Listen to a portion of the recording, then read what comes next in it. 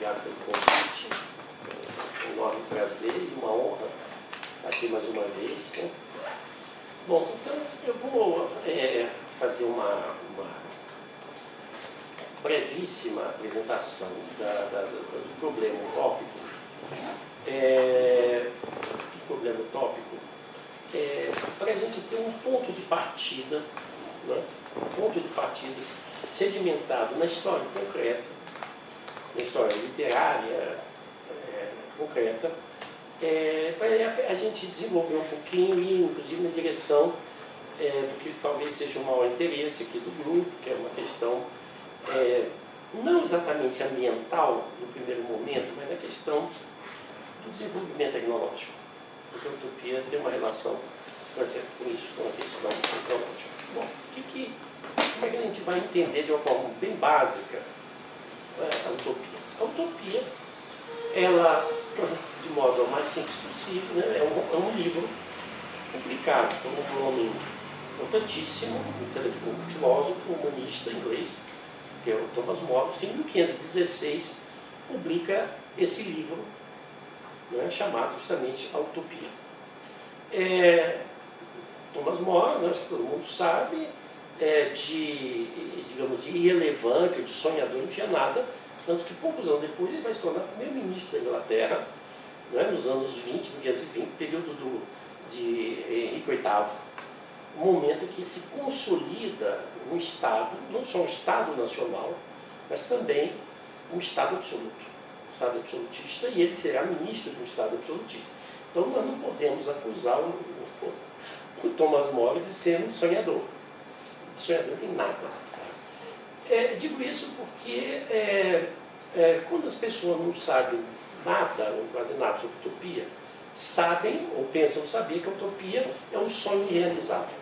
Isso é um problema muito interessante. De onde que vem essa distorção, porque ele de fato não corresponde à realidade.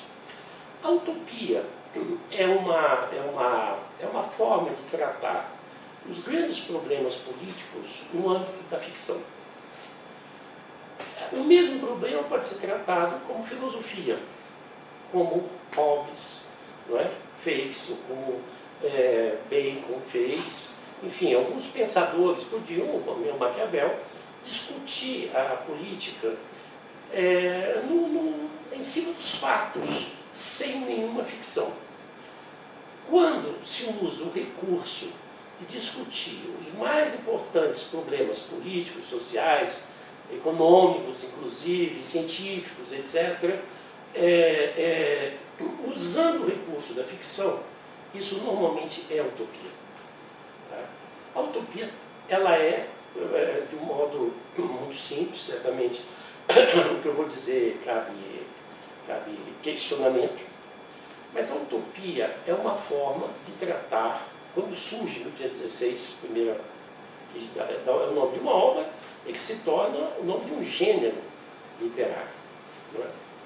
Quando essa utopia surge, e todas as que se seguem, são reflexões sobre a formação dos Estados nacionais. Não é? Portanto, nós estamos no momento das grandes descobertas, a constituição de impérios coloniais, em 1516. Né? Quer dizer, ainda estão nas navegações, inclusive a utopia do More, assim como muitas utopias em seguida vão utilizar, elas fazem de conta que são relatos de viagem, porque era um gênero muito em voga naquele momento em que as descobertas eram feitas e tinha lá a carta de caminho, aquele negócio. Então são paráfrases, muitas vezes, ou são sátiras, né? Imitando a carta do viajante que chegou numa terra desconhecida. Eles pegam essa vibe, digamos assim, né? Está super em voga. Inclusive, às vezes chega a citar, na época não existe o conceito de plágio, né? Plágio é mais tarde. Mas assim, se apropriar passagens, situações e tal, dos relatos dos viajantes. Sem ser um relato de viajante, o que a utopia faz? Ela, de modo geral, nos seus primeiros décadas ou séculos, ela imita o relato de viagem, a carta do descobridor, e imita também a República de Platão, que é a grande matriz da reflexão sobre o melhor Estado. Não é? E a República de Platão tem a forma do diálogo, em que uma pessoa faz as perguntas adequadas e o viajante responde, ele levanta a bola, ele, mais ou menos Edir Macedo e Bolsonaro do dia, né? Levanta a bola, o cara não consegue nem chutar, mas enfim, nos relatos de viajantes, nas utopias são diálogos de um cara que nas suas viagens foi parar num lugar desconhecido, e lá existe uma república mais ou menos ideal. Ora, esses textos são escritos no momento em que as sociedades europeias estavam saindo do período, digamos, da dispersão feudal, não é? Período ainda medieval, do feudalismo, aquele modo de produção, estou fazendo aqui uma generalização, e vai em direção a formas em que o Estado se associa à burguesia e não mais à nobreza feudal. Então você tem embora exista um rei, mas a base essencial da transformação está numa aliança entre o rei com uma burguesia mercantil, que logo em seguida será manufatureira, e essa nova aliança forma um Estado moderno. Não é? Forma um Estado moderno. E isso significa uma transformação profundíssima em todos os níveis da vida social, urbanização, não é? Surgimento de novas classes sociais, do trabalho assalariado, da burguesia mercantil, mais tarde manufatureira, bancária, não é? Que já vinha da Idade Média, mais aprofunda, e um Estado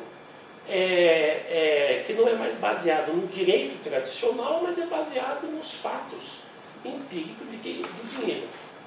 Essa nova realidade é uma enorme transformação. Pode chamar isso de renascimento, né? Corresponde pelo renascimento, que é também o momento em que a burguesia chega ao poder sem ter o Estado, sem ter o governo. Tem o poder, progressivamente vai tendo poder, mas não tem o governo. São duas coisas diferentes, como disse o grande filósofo Odisseu, recentemente. Não é? O PT foi o governo, mas não foi o poder. Está certo, ele deu Maquiavel, que é de 1513, é assim junto com Thomas More, junto com a utopia. Então, a utopia é uma reflexão no campo do fictício sobre a formação do Estado moderno. Como é que é o recurso? Coloca num lugar, numa geografia imaginária, mas o tempo é o mesmo tempo do utopista. Foi no ano passado, eu estive numa ilha, lá não sei aonde, né? E lá descobri uma república em que tudo funciona maravilhosamente bem. Essa reflexão sobre a formação do Estado moderno, ela possui uma ambiguidade muito interessante, tá? Que é uma coisa que eu quero explorar e acho que vai interessar a vocês. Né? A formação do Estado moderno, com a ascensão da burguesia, mas não a eliminação da nobreza, que gradativamente vai sendo apagada, mas leva séculos até ela ser definitivamente apagada. Esse Estado moderno ele vai se configurando mais ou menos a imagem e semelhança do indivíduo burguês. Né? O indivíduo burguês. O indivíduo burguês é um grande complexo, porque é implícito a esse indivíduo uma série de coisas extremamente revolucionárias, etc., etc., mas existe um elemento da individualidade burguesa, que é a imagem e semelhança desse Estado, que vai ser um grande problema, que é o indivíduo burguês, ele liberta a investigação sobre a natureza. A natureza, na Idade Média, ela está envolta, a investigação sobre a natureza, as ciências, portanto, elas estão tapadas por um véu, não é? Por um véu ideológico, que impede o pleno desenvolvimento da ciência. Como é esse véu ideológico? Que o conhecimento, ele não se dá numa relação direta entre o homem e a natureza, mas o conhecimento científico, o conhecimento da natureza, se dá lendo um livro sagrado que fala, que quiser falar, o que falou sobre a natureza. É o que se chama de escolástica. Não é? Então você não estuda o objeto natural, mas você estuda o que os textos sagrados dizem, e é o único conhecimento verdadeiro que existe. Por quê? Porque dentro, digamos assim, da concepção religiosa cristã, se você se relacionar diretamente com um objeto, uma árvore, com uma planta, com uma estrela, com um peixe, seja lá qualquer objeto da natureza, você vai estabelecer contato com a natureza através dos seus sentidos. E os sentidos são o caminho da perdição. O caminho da salvação da alma, que é o que interessa na Idade Média, não é? O caminho da salvação da alma é pela fé que se dá através do texto sagrado, que é uma revelação de Deus. Deus dita o texto sagrado e isso é o que dá para conhecer. Então você conhece a natureza via texto sagrado com os instrumentos da alma, como a fé.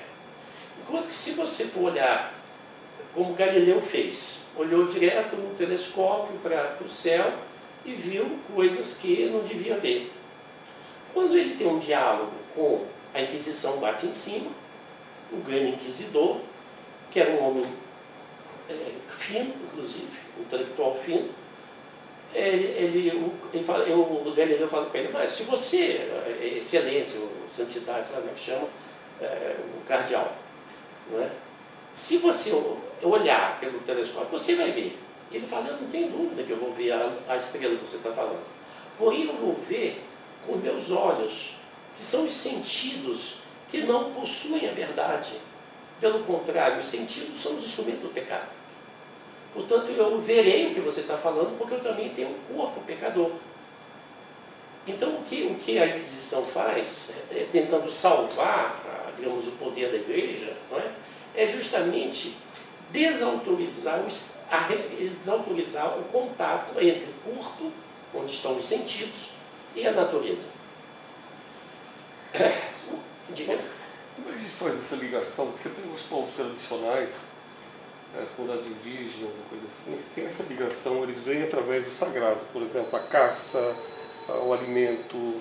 Como é que dá para fazer uma correlação com isso? É possível? Eu não saberia agora, assim. Eu não saberia dizer, porque eu estou tentando ficar aqui dentro do universo europeu, burguês, né, que é onde surge justamente a utopia. Quer dizer, para fazer esse raciocínio, da qual eu sou completamente incompetente, eu acho que nós teríamos que ir para um outro terreno, completamente diferente daqui, que é o terreno do mito. Porque o mito é um universo de cultura, não é? Que funciona não pela lógica, mas pela analogia. Não é? Funciona por analogia. E aqui muda todo o eixo, quebra todo o eixo. Falando de mito, né? É mito. Que não é que o mito não diga coisas importantíssimas. Sim. Não é? Através não esse mito que nós estamos vendo no momento. Não. Quer dizer, o mito é justamente o raciocínio na qual você não fala da coisa, mas fala daquilo que está ao lado da coisa. Né? Quer dizer, não é o logos, mas é o analógico. Não é? O mito é analógico, é o que está ao lado. Então, para você falar de uma coisa qualquer, um objeto qualquer, comida, qualquer coisa, você tem que contar uma história. Entendeu? Ao final, você terá um conhecimento sólido, mas ele não é lógico. E todo mito é narrativa. Não é? Bom, voltando aqui. Então, esse indivíduo burguês, ele vai promover a revolução científica, que é justamente tornar legítimo o contato do corpo com a natureza.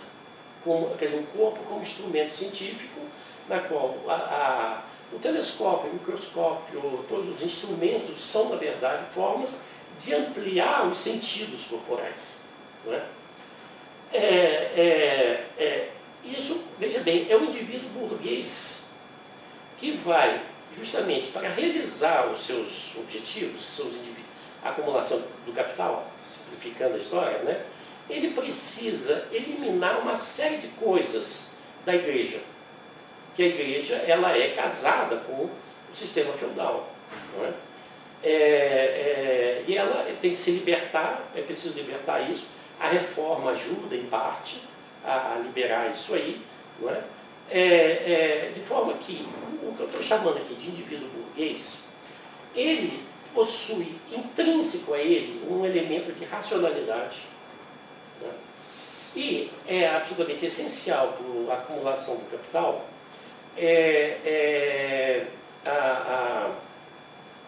a racionalidade. Essa racionalidade que vai se casar com a economia, ela é implícita à economia, desenvolvimento das formas de produção, novos instrumentos, novas técnicas, novos territórios, novos objetos, etc, etc. Portanto, o indivíduo burguês, ele traz implícito uma grande liberdade no plano, em muitos planos, tá? Entre eles, o desenvolvimento econômico, técnico, o desenvolvimento das técnicas, o desenvolvimento da tecnologia e a apropriação da natureza, inclusive. Essa faz parte da racionalidade, que é também algo que terá que ser absorvido pelo Estado moderno. Então, se a utopia é uma reflexão sobre a formação, a consolidação do Estado moderno, é uma averiguação no campo da ficção de o que é que vai dar isto. O que vai dar esse novo Estado, não é? Que não tem nada a ver com o que tinha antes. Quais são os lados bons, os lados ruins, que bicho vai dar isso aí? E a utopia é isso, ela põe num lugar que não existe, não é? Numa ilha imaginária, longe daqui, porém no nosso tempo, coloca um Estado moderno lá e assim, olha, é isso que vai acontecer. E é a imagem e semelhança do indivíduo burguês. Porém, existe um outro elemento que é muito interessante a gente levar em consideração, que é o seguinte: é intrínseco ao indivíduo burguês, imagem e semelhança do Estado moderno, o egoísmo. E não existe burguês que não seja egoísta, certo? Não é algo inimaginável. Não faz, se o indivíduo não for egoísta, ele não é burguês. Não é? Quer dizer, o desejo da acumulação, do enriquecimento e tal. E aí o que acontece? Ao mesmo tempo que essa nova sociedade, esse novo Estado, ele liberta forças de toda ordem, forças artísticas, culturais, literárias, filosóficas, etc, etc, inclusive a apropriação da natureza, na medida em que a igreja é removida, e aí os cientistas podem trabalhar, transformando o mundo num enorme empório natural de mercadorias. Ao mesmo tempo, esta sociedade estará profundamente submetida ao egoísmo, que vai fazer com que a sociedade moderna, os utopistas viram isso no berço, será uma sociedade brilhante, muitos termos, porém o germe da injustiça social está presente. O que as utopias fazem? Quer dizer, Thomas More, A Cidade do Sol, do Campanella, e um monte de utopias que vem. São sociedades híbridas.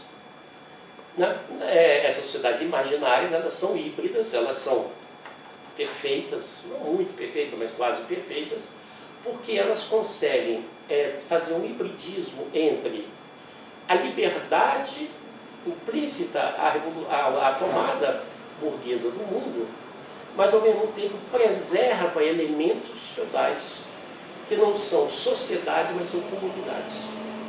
Então as utopias são comunidades. Comunidade é, digamos, uma forma de existência coletiva na qual a pessoa tem lugar e direitos pelo simples fato de ter nascido ali.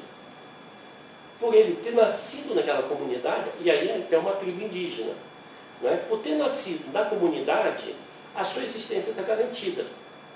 O que vai acontecer depois com ele, como indivíduo, se vê depois, mas ele não vai passar fome, não vai dormir na rua, faz parte da comunidade. E na Idade Média, de certa forma, era uma comunidade, não uma sociedade.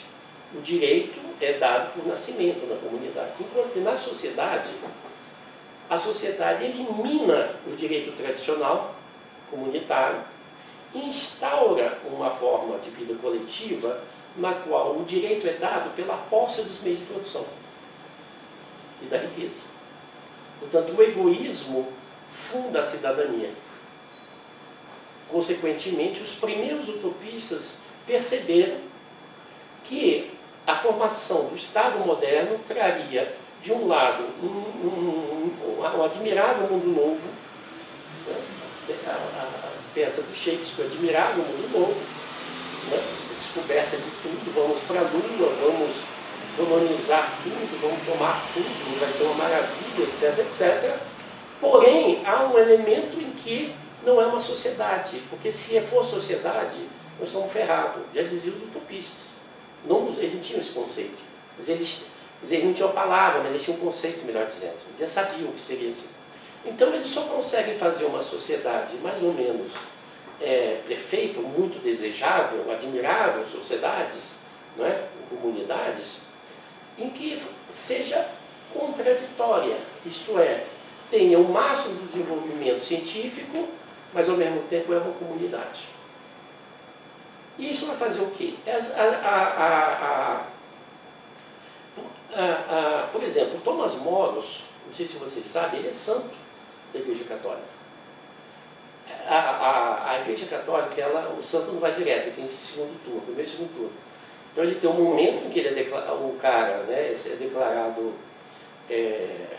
beato, e quem declarou o Thomas More beato foi um dos papas mais reaça que existiu, foi o Papa Pio IX, que era o Papa que, durante o papado, a Itália se unificou e acabou com o Estado Pontifício.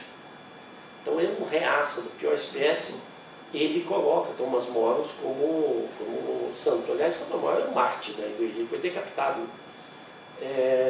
Então ele foi beato, e depois aquele Papa nazista, Pio XI ou XII, o declara santo. Porque o que acontece? O Thomas Moros, como primeiro-ministro, na época chamava chanceler, né? Ele era o chanceler. Quando o Henrique VIII faz a reforma anglicana, ele se recusa a acompanhar. Isso é considerado um crime contra o Estado, e ele é condenado à morte, e ele não renuncia. O rei estava doido para ele fazer um sinalzinho, vou pensar melhor, pronto, libera o cara. Mas ele foi até o fim, e ele mesmo elaborou a morte dele, como Marte, e virou santo. Porque, veja bem, o egoísmo, que é um elemento intrínseco ao capital, à burguesia, ele é um pecado profundamente anticristão. Mas nos fundamentos mesmo do cristianismo. O cristianismo ele é fundado basicamente em cima de 3 virtudes, né, chamadas virtudes teologais, né, que é caridade, fé, esperança e caridade. São esses 3. Né? As pessoas falam essas palavras, elas são palavras muito profundas, elas têm um sentido muito profundo. Né? Profundaram muito, né? Mas enfim, a fé é que antes de qualquer coisa você crerá na palavra de Deus, independente do que acontecer, você crerá na palavra de Deus, chama-se fé. Sem isto você não é cristão. A esperança é um fundamento muito grande, que você espera até as últimas consequências a realização da vontade de Deus. Então, por exemplo, quando o maior pecado de Judas não é ter traído Jesus, é ter se suicidado. Porque ele não teve esperança de que Deus o perdoasse. Como ele mesmo não se perdoou, é um mito, né? Como ele mesmo não se perdoou, então ele também não achou que Deus o pudesse perdoar, o que significa colocar um limite no poder de Deus. Então, o pecado pior de Judas não é a traição, mas é a falta de esperança. O que é uma esperança? O sentido da esperança. E a caridade. Caridade não é dar esmola para pobre.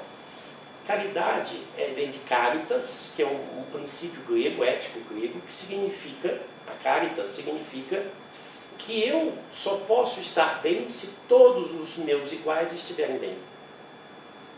Então é uma exigência de igualdade. É uma coisa muito forte, de onde vem a teologia da libertação, né? Vem do sentimento, vem do princípio da caritas.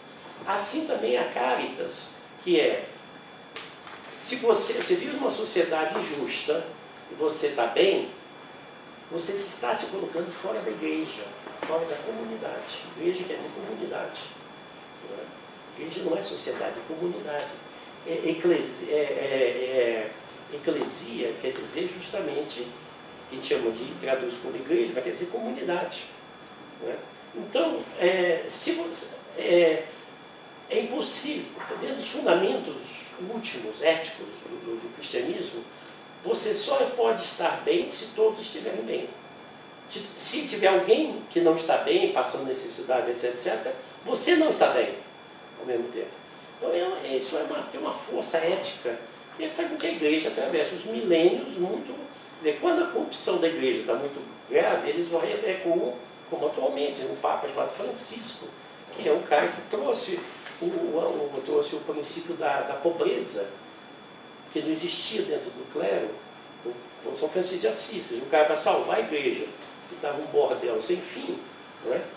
A igreja precisa recuar os seus fundamentos para não desaparecer. É o que o Papa Francisco está fazendo. Não é? Mas tem umas comunidades africanas que Ubuntu, que tem justamente esse viés da caridade que você acabou de falar agora. É mesmo, né? Legal. É da comunidade, é próprio da comunidade, isso. Quando a comunidade deixa de ser apenas uma forma de organização, para se transformar em ética. Ela passa a ter um princípio filosófico, é o princípio da caritas. Né? Então, o que acontece é que as primeiras utopias, ao mesmo tempo que elas celebram a liberdade enorme, científica, econômica, que a burguesia traz, ao mesmo tempo tem uma preocupação na manutenção da caritas. É o que cria, digamos assim, são os fundamentos da utopia. Só que tem que pôr isso em outro lugar. Porque nesse mundo aqui... Bom, qual é o resultado disso? Que as utopias, elas são ambíguas. As primeiras utopias, elas são ambíguas na medida em que elas têm um pé em cada canoa. Ela põe um pé, que é justamente o pé mais, digamos, mais generoso no passado. Portanto, existe um elemento que já nasce ultrapassado nelas, é o velho, mas porém há uma dignidade no velho, que é a caritas, não é? E o outro pé no desenvolvimento sem limites da apropriação da natureza, que é uma forma de falar economia. Ela nasce assim, portanto ela é um freio. O que vai acontecer? Quando as utopias surgem, elas são lidas, elas viram best-seller, não é? Enfim, que elas tocam o dedo na ferida naquele momento. Mas passado um tempo, já em 1600 alguma coisa, já começa inclusive é dicionarizado, já em 1630, uma coisa assim, né? Galileu ainda vivo, já começa no dicionários a aparecer. O que é utopia? Utopia é uma forma, a utopia é uma ilusão. A utopia é algo que não vai acontecer. E aí entra essa concepção que se universalizou de que a utopia, quando você fala, isso é uma utopia. Ou seja, isso não vai acontecer nunca. Por quê? Porque a utopia, ela ao mesmo tempo que celebra o moderno, a liberdade de filosófica, científica, etc., do moderno e burguês, ela critica o egoísmo. E se você puser freios ao egoísmo, você põe freios no meio das forças produtivas. Portanto, é irrealista. Então, a ambiguidade que funda a utopia, não é? Ela mais ou menos se resolverá, entre aspas, tirando a seriedade ou a imagem de seriedade da utopia. Porque se você... Bom, nós vivemos isso desde sempre, vivemos agora. Pô, meu, você quer impedir que os bancos realizem? Banco não é ONG. Todo esse papo, não é? Ele está fundado numa realidade. Realidade do desenvolvimento burguês, não é? Que será incapaz de abdicar desse elemento que dissolve as sociedades. Então, as sociedades, quer dizer, quando acontece no decorrer da história, não é? Que os ricos vão se tornar talvez mais despóticos até que a nobreza feudal. Se não é verdade, fica a frase, não é? A desigualdade, uma série de coisas, ao lado de um maravilhoso desenvolvimento, de fato fomos à Lua, etc, etc. Porém, qual é a possibilidade de você pensar numa sociedade que seja uma comunidade em que todos estejam bem? Então, quando a utopia fica imaginando sociedades em que todo mundo está bem, perdeu a credibilidade pelo desenvolvimento das forças produtivas. E que, enfim, o pensamento de uma época, o pensamento da classe dominante. A burguesia simplesmente passou o atestado de brincadeira, de coisa que não é séria, isso aí não é de besteira, etc, etc. E grudou. Nesse sentido, né? A utopia não é séria. Isso vem até hoje. Não só vem até hoje, como às vezes é coisa pior. Quando, por exemplo, assim, às vezes fala, você estuda o que? Eu estudo utopia. Eu acho tão bonito. O jovem de hoje em dia precisa ter uma utopia. Nós tínhamos quando éramos jovens. Dá um ódio disso. Porque a utopia é reflexão. Hardcore do Estado. Mas lá no fundo, não tem nada de, sabe, John Lennon tocando aquele piano branco lá, entendeu? Imagine, todo mundo vai dar a mão. Isso é uma forma pior do que dizer que a utopia não é séria, porque é a prova que não é séria. Confirma que não é. É o mito. Bom, aí a coisa vai andar. Depois do tempo, a utopia vai perdendo prestígio, mas ainda assim são escritas centenas, ou muitas dezenas de utopias interessantíssimas, entendeu? Que são sátiras, o cara vai para a Lua, o cara vai para não sei para onde, etc. É sempre geográfico, não é? Sempre geográfico, e começa, inclusive, a ter elementos altamente irônicos ou mesmo cômicos, não é? Por exemplo, o cara, como é que vai para a Lua? Aí ele pega junto um monte de pato, amarra os patos vão voando, ele agarra e vai parar no outro planeta. Já começa a ficar assim, e são interessantíssimas, são reflexões, por exemplo, sobre o Estado francês, o Estado absolutista francês. Bom, para nessa rapidez aqui do que eu estou falando, em 1700 cadê o ano exato? Não tenho o ano exato. 1780 mais ou menos, tá? Mais ou menos em 1800. Teve um cara, um francês, chamado Louis-Sébastien Mercier. Ele publica, lá no período anterior à Revolução Francesa, ele era um intelectual iluminista, ligado à enciclopédia, portanto já ali às vésperas da Revolução Francesa, em que a burguesia vai tomar o Estado mesmo, botar a cabeça da nobreza, acabar com aquilo, e tomar de vez, e a Revolução Industrial no calcanhar, ali já, a Revolução Industrial já vindo com todas as suas consequências. Então lá no ano, devia ter pego aqui o ano exato, não peguei, eu gosto muito de ser preciso nas datas, mas eu... Sim, o primeiro nome? Louis Sébastien Mercier. Ele escreve um romance chamado O Ano 2440. Tá? É anterior um pouquinho anterior à Revolução Francesa. Então, com o Mercier acontece uma coisa muito importante com essa obra. Tá? Chama-se O Ano 2440. Em que a utopia ela deixa de ser um lugar imaginário para ser um tempo imaginário.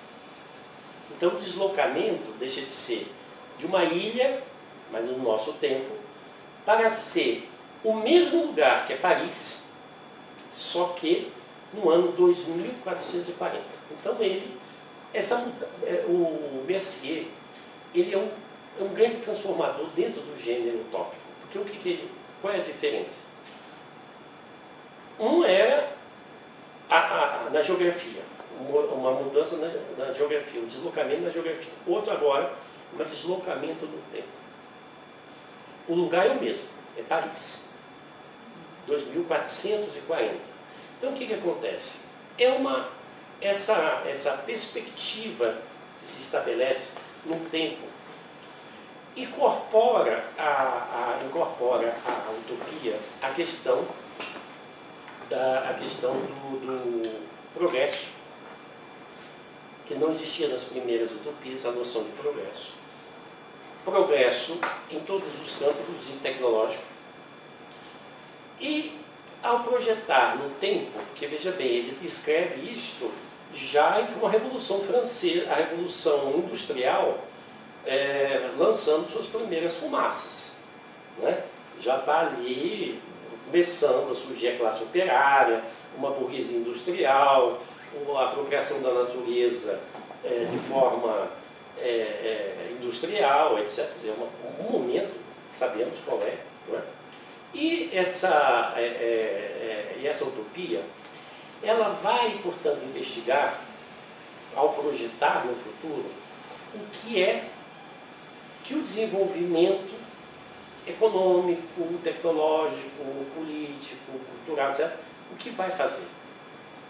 Então não é uma coisa que acharam uma solução no acordo entre a Idade Média e a época moderna, né? Uma ética medieval e uma economia burguesa. Não. É o seguinte, a economia burguesa não tem passado, não tem acordo com o passado, isso vai levar a quê? Então ele projeta lá no futuro e ele descreve uma Paris, imagina, que um cara de 1780 por aí, imagina que seja meio milênio depois. Né? E é muito interessante todas essas coisas de prever futuro, porque eu adoro ler projeções do futuro, porque a gente sabe com certeza o que não vai ser, né? Porque nenhuma acerta nada. Né? E entre outras coisas, por exemplo... Tão distante, 500 anos, 1000 anos. Então, a Paris que ele descreve é uma Paris marcada pelo iluminismo, em que tudo está funcionando muito bem, está tudo muito legal, e inclusive ele encontra um velhinho, meio mendigo, meio doido, que ele fica conversando e ele vai descobrir que é o rei da França, na qual ninguém vai dar a menor bola, não é?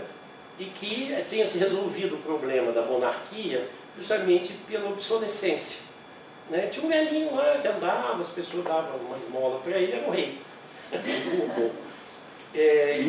1781 a 1788. 82. Sim, você vê, ali o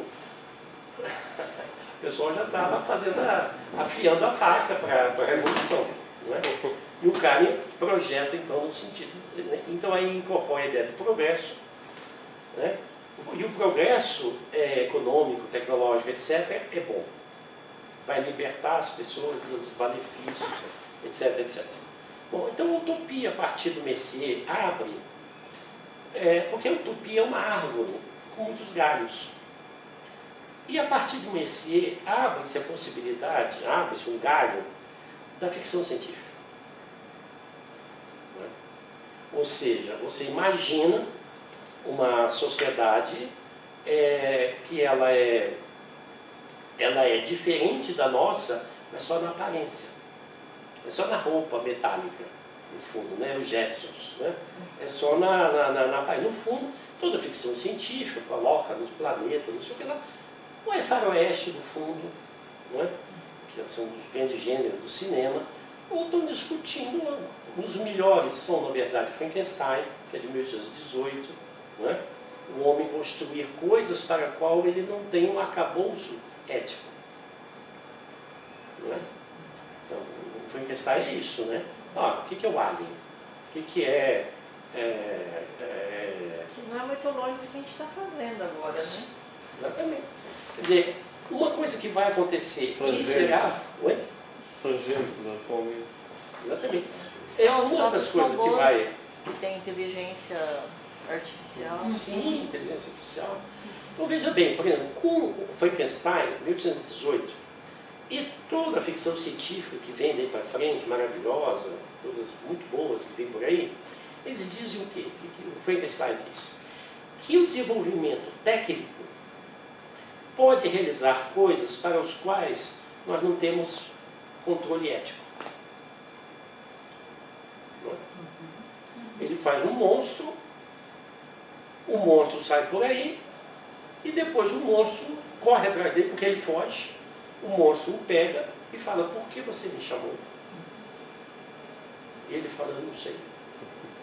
Bom, veja que essa questão, esse divórcio entre ética e desenvolvimento técnico, eu estava lá na Utopia.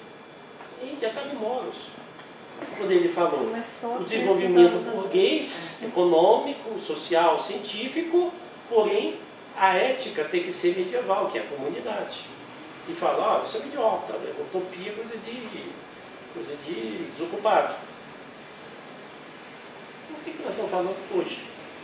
Então, o que estamos falando da questão do meio ambiente? Hoje, abre o jornal, está lá, no ano 2040, ou seja, daqui a 21 anos, peguei que eu ainda está aqui, enchendo o saco, o planeta vai dar Deus. Está hoje, vive hoje. Então, essa questão de desenvolvimento científico e ausência de ética, isso é, controle humano das coisas, está na utopia. Estava lá. Entendeu? O que vai acontecer é que, o teu pedido, né, de a contemporaneidade. Me parece que a utopia se desdobra a partir de, estou pulando coisas enormes, pulando séculos, né, deixando uns buracos enormes. Para a gente fechar aqui e conversar um pouquinho. A utopia se desdobra em vários galhos, não é? Entre elas, a seguinte coisa, a distopia. O que, de certa forma, a última utopia, no sentido de você prever, de você pensar uma sociedade positiva, me parece foi um cara chamado William Morris, 1890, alguma coisa, que era um socialista não marxista, um cara muito bom, uma pessoa interessantíssima. Eu tenho um aluno estudando esse cara, o William Morris, né? Ele tem um livro chamado Notícias de Lugar Nenhum, em que ele parece muito com Mercier. Ele dorme, ele mora em Londres, uma Londres industrial, aquela Londres de poluição, chaminé, né, aquela smog, aquela sujeira que era Londres. O cara dorme, acorda, acho que 200 anos mais tarde, e Londres está uma maravilha. Por quê? A Revolução Industrial foi abolida, instituiu-se o artesanato como forma, o artesanato e a manufatura como forma de produção das coisas. Isso propiciou um desenvolvimento muito favorável das individualidades. E Londres tinha fechado todas as suas fábricas, a natureza tinha tomado Londres, né? Árvores, plantas que grudavam nos prédios.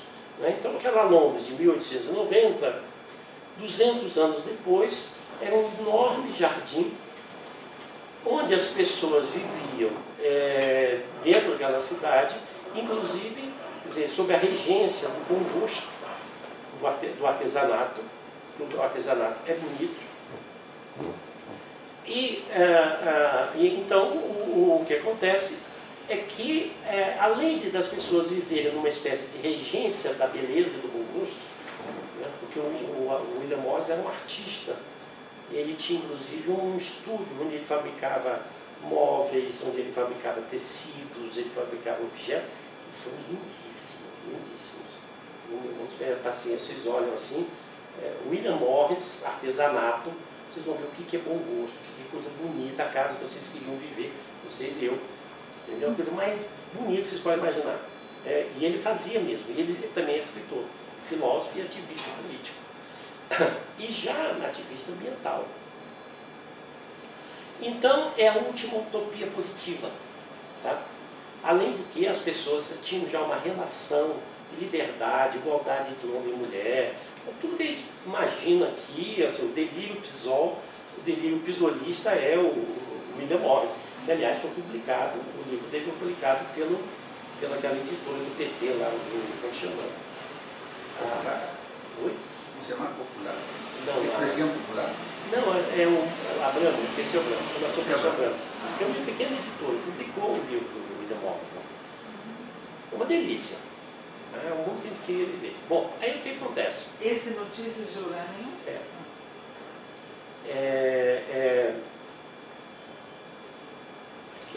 Acho que é esse.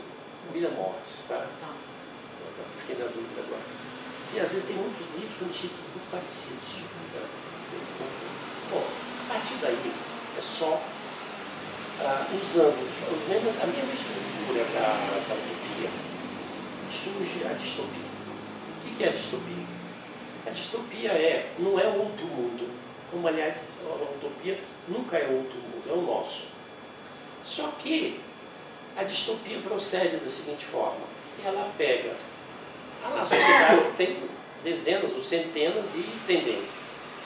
Ela pega uma tendência forte, que é uma tendência forte, e amplia dezenas, centenas de vezes essa tendência e conta o que seria a sociedade dessa forma. E aí faz uma ficção, como por exemplo, em Blade Runner, que é um filme de 1981, portanto essa altura já está indo para 40 anos de ano, tá?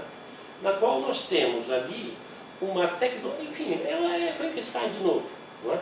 Você tem ali a criação do homem artificial, você tem o planeta Terra está de cuidado, só mora aqui o Lumpen, não é? E tem aquelas figuras onde, digamos, um elemento da humanidade, aquilo que pode se chamar de um elemento de humanidade, está nos robôs. Os homens já estão de tal forma, a humanidade está de tal forma, a degradação ambiental, aí a degradação política, a degradação cultural atinge um ponto tal que somente os seres sintéticos podem reproduzir o humanismo, tá? Os sentimentos humanos. Só de forma sintética é possível reproduzir isso. Tal a degradação geral, ambiental, que está nas pessoas, etc. Só pode ter elemento de decência, generosidade, quem não é humano. É extraordinário esse filme. Extraordinário. Então é isso, quer dizer, a distopia pega, por exemplo, um elemento, e veja como a coisa mais séria que tem, né? Um Estado totalitário que domina a população e se perpetua no poder através da mídia. 1984. Parece com alguma coisa que a gente está vivendo. Isso já está 80 anos. Né? Não tem tanto. Né? Eu fiz em 48, né? 70 anos. Exatamente 70 anos. Né? 1984. E aí por aí vai. Quer dizer, a distopia, ela usa os mesmos recursos da utopia, só que inverte. Então, se a utopia é o Estado perfeitamente racional, a distopia mostra a profunda desumanidade de uma racionalidade econômica, técnica, científica, etc., sem o aporte da ética. Nós fazemos aquilo que nós não concordamos. Quem é que está de acordo em detonar uma bomba atômica? Ninguém. Você é um alucinado. E, no entanto, o mundo é governado por algo que ninguém concorda. O grau de desumanização, e como em Blade Runner, só mesmo os seres sintéticos podem guardar valores humanos, porque o humano não tem mais valores humanos. Toda essa discussão extraordinária, com grandes efeitos sobre a questão ambiental, né, está justamente nas utopias. Né?